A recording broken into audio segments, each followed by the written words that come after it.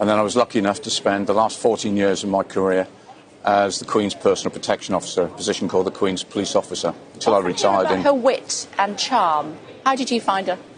Oh, I would give you 101 examples of her wit and her charm. And would you like some?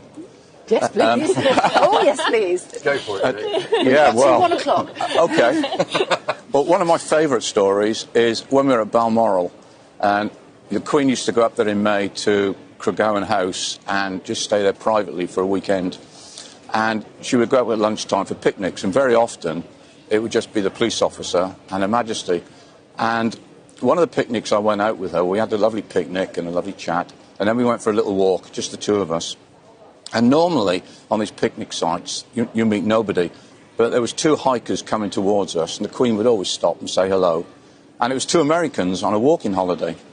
And it was clear from the moment that we first stopped they hadn't recognised the Queen, which is fine.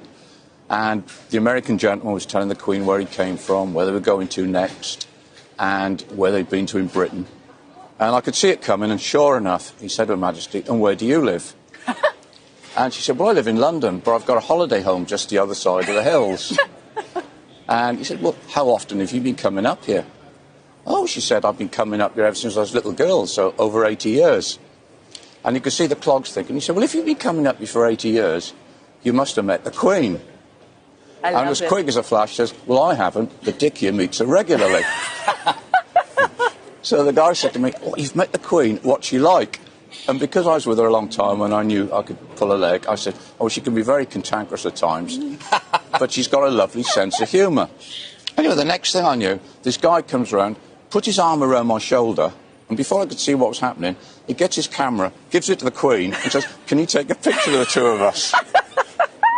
Anyway, we swapped places, and I took a picture of them with the Queen, and we never let on, and we waved goodbye. And then Her Majesty said to me, "I'd love to be a fly on the wall when he shows those photographs to the friends in America, and hopefully someone tells him who I am." Oh, that's brilliant.